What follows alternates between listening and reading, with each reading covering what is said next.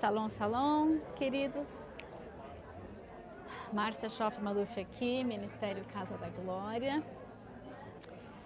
E vamos fazer o nosso pós-culto. Hoje eu tive um dia muito gostoso, eu fui numa igreja de manhã.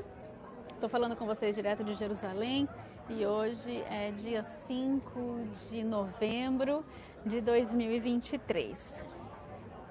Deixa eu me ajeitar aqui. Cadê as minhas anotações? Ok. Hoje de manhã nós fomos numa congregação bem tradicional, numa igreja anglicana, a igreja mais antiga e a primeira igreja que foi plantada em Jerusalém, chama a Igreja Christ Church, a Igreja de Cristo. É dentro das muralhas da Velha Jerusalém e foi muito interessante porque eles estão na liturgia não é quaresma, é de alguma outra coisa que eu não sei agora, mas hoje é dia de todos os santos dentro dessa liturgia. Eu não entendo nada de liturgia anglicana e outras coisas menos ainda. Então, mas eles estavam dentro dessa liturgia celebrando aqueles que prepararam o caminho antes de nós e que foram perseguidos, mas que perseveraram até o fim de suas vidas, crendo na ressurreição, crendo que Jesus viria, crendo que apesar de tudo que eles passaram, aquilo que eles estavam semeando seria colhido, haveria uma colheita em cima daquilo que eles estavam semeando. E que nós podíamos olhar para eles, assim como nós olhamos para os santos do Antigo Testamento, que não só obtiveram a salvação, mas a santificação. Você quando nasce de novo, a gente diz que é santo, mas a gente está trabalhando a nossa salvação e a nossa santificação. Então a gente vai da salvação para a santificação e para o tomar posse dessa eternidade nas dimensões do Espírito quando a gente morre hoje, né? Até que Jesus venha e os que estiverem vivos então serão transformados. Mas foi muito legal porque a gente leu textos de Apocalipse, como por exemplo Apocalipse 7, fala daquela grande multidão que está diante do trono.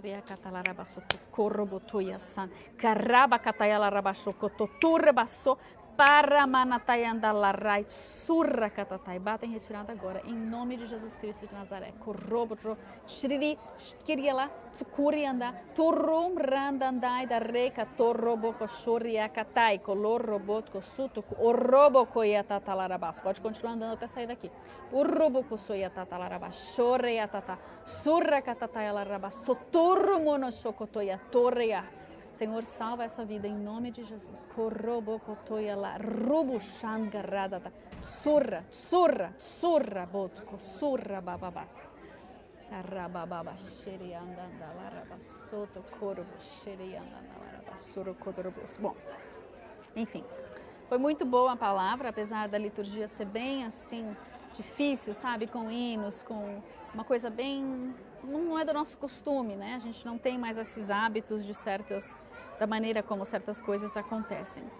E hoje aqui na King of Kings, a palavra começou com Gênesis e Jacó, quando foi encontrar com seu irmão Saul, meio que preparou o caminho, né? Com presentes, preparou um exército, preparou um monte de coisa, vai que precisa de alguma dessas coisas. E o tema da mensagem de hoje continuou da semana passada em relação a... Deixa eu dar uma olhadinha na minha bateria. Vocês estão me vendo bem? Estão me ouvindo bem? Alguém pode falar alguma coisa aí? Sim? Ok. Então, o nosso tema foi atrás das cenas, em que a palavra cenas, a cena, ela é um trocadilho entre duas palavras em inglês, que soam exatamente igual, mas escreve diferente. Uma palavra cena de cenário e a outra é ver, enxergar, aquilo que foi visto. Então, por trás daquilo que é visto, por trás daquilo que se vê ou por trás das cenas. E por trás das cenas do encontro de Esaú e Jacó, houve todo um preparo. Mas ele não ficou aí, ele avançou para outros textos e ele leu 2 Coríntios 4,18, diz assim: não atentando nós nas coisas que se veem, que é o tema, né, é o versículo do tema, mas nas que se não veem. Não atentando nós para o que eu posso ver, mas para aquilo que eu não posso ver. Porque aquilo que eu posso ver é temporal e aquilo que eu não posso ver é eterno. Então aquilo que eu posso ver no físico ela é temporal, aquilo que eu não consigo ver porque está na dimensão do espírito, isso é eterno. Então nós temos a fusão das dimensões no Éden, a separação dessas dimensões depois da queda, e hoje nós acessamos a dimensão do que é eterno, porque está separada do temporal, em Cristo. Um dia, quando Jesus voltar, ele vai fazer a fusão das dimensões de novo, mas por hora, pela fé, nós acessamos aquilo que é eterno e que com os nossos olhos naturais, porque houve a separação das dimensões, nós não estamos vendo. E então ele leu Josué, capítulo 5, versículos 13 a 15, em que eles estavam ali em Jericó e Josué olha e tem um homem que aparece diante dele com uma espada desembainhada e ele fala: quem é você? Você é por nós ou você é contra nós? E aí é Jesus que aparece, o anjo de Yahvé, e ele fala: eu sou o comandante do exército de Yahvé e eu não sou nem por você e nem pelos outros, eu sou pelo exército de Yahvé. Então, muitas vezes, quando a gente olha aqui na terra e a gente fala: Deus, o Senhor está comigo ou está com o outro? Nenhum dos dois, eu estou com o exército do Senhor. Mas se você corresponder comigo e se você estiver andando comigo, eu posso vir te ajudar. Mas Deus não está fazendo acepção entre exércitos, dá para entender tipo isso? Então, ele usou esse exemplo para começar, nos lembrando que Deus ele não está tomando partido.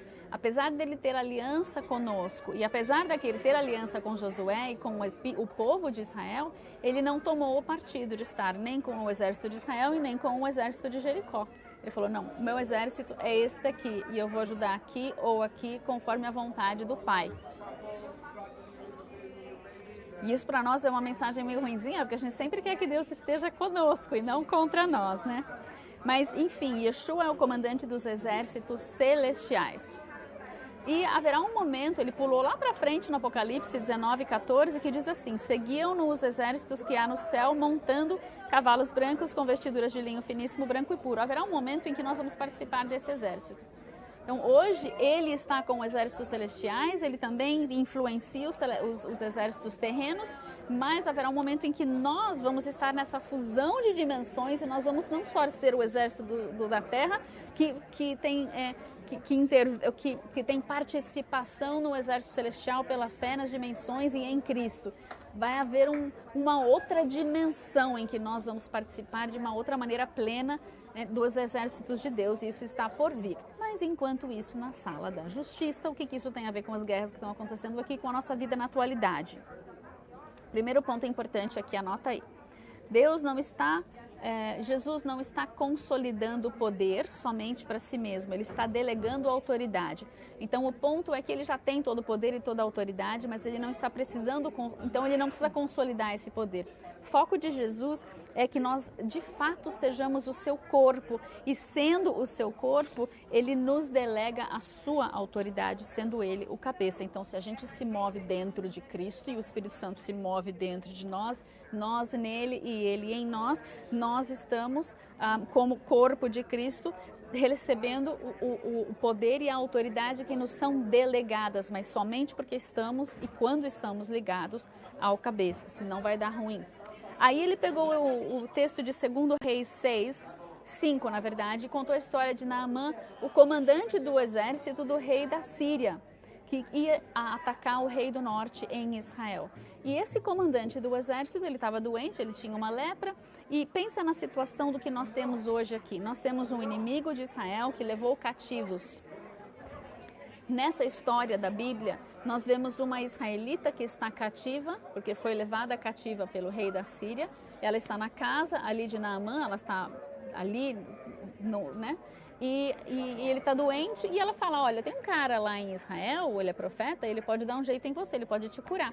Então ele atravessa, imagina que seja um comandante do Hamas ou do Hezbollah, que está com um refém ali, o refém fala: olha, você está doente, eu conheço alguém lá em Israel que pode te curar.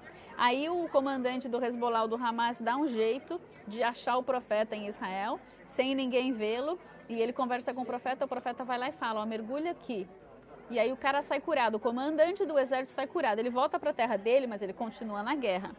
Aí chega lá o rei da Síria, o rei de Gaza, o rei de qualquer lugar que está atacando, e eles não conseguem progredir em nada, porque o profeta está sempre falando para o exército, o profeta fala para o rei de Israel o que o outro povo está estrategando, né? Qual é a estratégia do outro rei? Olha, hoje eles vão estar ali do lado do Jordão. Olha, amanhã eles vão estar ali no Kibbutz tal. Amanhã eles estão ali. E aí o rei de Israel consegue se posicionar de forma que o outro cara fica super frustrado. Aí tá lá, né, Naamã, sabendo que o profeta fez algo legal, né, para ele falou, então, né, porque tem lá em Israel um profeta. E aí o pastor falou aqui, qual é o maior exército do mundo? Quem são os mais poderosos do mundo? São aqueles que têm o maior exército ou as maiores armas. Quem tem armas nucleares são os caras que ditam as regras, porque se eu não tenho arma nuclear, não vou lutar contra quem tem arma nuclear, né? E então o rei lá da Síria falou, vamos achar a maior guerra de todas. E a maior guerra de todas, a maior arma de todas era o profeta, porque o profeta sabia tudo o que estava acontecendo o tempo todo, ele era uma máquina de contar o futuro, né? Então eles encontraram onde estava Eliseu, cercaram toda aquela região e aí nós já sabemos que Eliseu tem esse dom, porque na ocasião anterior, quando Naamã voltou para sua terra, o moço, o Geazi, falou, nossa, o Eliseu não quis receber nada, que coisa louca é essa, a gente devia receber, né, o servo é digno do seu salário, tipo isso, vamos lá buscar alguma coisa. E aí, quando ele volta, o Eliseu fala assim, onde você foi, Geazi? Foi lugar nenhum não, senhor, foi lugar nenhum não. Como assim? Não fui com você em espírito? Você está achando que eu sou o quê? Um ignorante? Eu estou achando que eu sou trouxa? Eu estou vendo você onde você foi. E não era tempo de você fazer isso. Eu falei que não era para a gente receber nada, etc, etc. Mas só para a gente saber que ele tem esse dom, né? Aí no capítulo 6, ele está nesse episódio de saber tudo o que está acontecendo em todas as estratégias. E aí eles acham o Eliseu e o Geazi já logo se apavora e fala assim, meu Deus do céu, e agora? O que a gente vai fazer? E aí Eliseu, Jesus, discípulo, falando um negócio para você, viu? Senhor, abre os olhos dele. E o ponto não era que Eliseu falou, olha Deus, manda os teus exércitos, depois abre os nossos olhos para a gente ver. Não, ele não precisou interceder, ele já sabia que os exércitos já estavam ali e o X era que, esse é o X, que os exércitos de Deus já estavam ali. E o X é que os exércitos do Senhor já estão aqui e que nós apenas precisamos pedir para Deus abrir os nossos olhos para que nós possamos enxergar, especialmente quando diz respeito a nós, a nossa vida pessoal ou na nossa nação, quando nós estamos em guerra, quando nós estamos passando por dificuldades. Senhor, o Senhor já designou anjos para estar comigo desde que eu nasci. O Senhor tem anjos no nosso ministério, na nossa cidade. Mostra para nós como é que nós vamos entrar em parceria, qual vai ser a sinergia dos exércitos celestiais e terrenos, para que nós possamos fazer essa parceria, estarmos juntos nisso. E andando junto com isso, nós temos a palavra da Sukkot Halel, que eu fui numa dessas ministrações, foi no dia 3 de novembro. A primeira visão foi uma senhora que teve, que foi uma espiral que subia, onde anjos, não era uma escada normal, como a gente pensa na de Jacó, era uma escada espiral e subiam e desciam anjos. E aí o Rick Ridings, ele teve uma outra visão parecida com isso, e em que os anjos, eles subiam, iam ao tabernáculo celestial, pegavam um pão da vida, desciam e levavam para todos do exército de Israel. Então eles estavam recebendo o pão vivo que desce do céu, eles estavam recebendo em revelação e em recursos para fortalecer a sua carne, para que eles pudessem continuar na batalha. Ou seja, Deus está conosco o tempo todo. E junto com essa palavra do Rick Ridings, o Tim Sheets tem pregado nessa semana também que Deus abriu as portas da guerra e as portas dos anjos, o que bate com essa palavra vinda de outro lugar, sabe, dos Estados Unidos, outro dia. E então nós podemos ter a certeza de que Deus está engajado nessas batalhas, mas Ele é o comandante dos exércitos celestiais e eles vão me deixar no escuro já já. Estou até vendo aqui que nós vai dançar aqui. Eu não tenho ceia que sobrou para mim, então se você tem ceia que sobrou para você... Ai, socorro, socorro. Ai, meu Deus do céu, que difícil. Eu sentei numa escada aqui e ficou difícil de levantar. Deixa eu já começar a me mobilizar, senão eu vou sobrar aqui. Deixa eu ficar mais na luz aqui, estava melhor aqui, né? Então...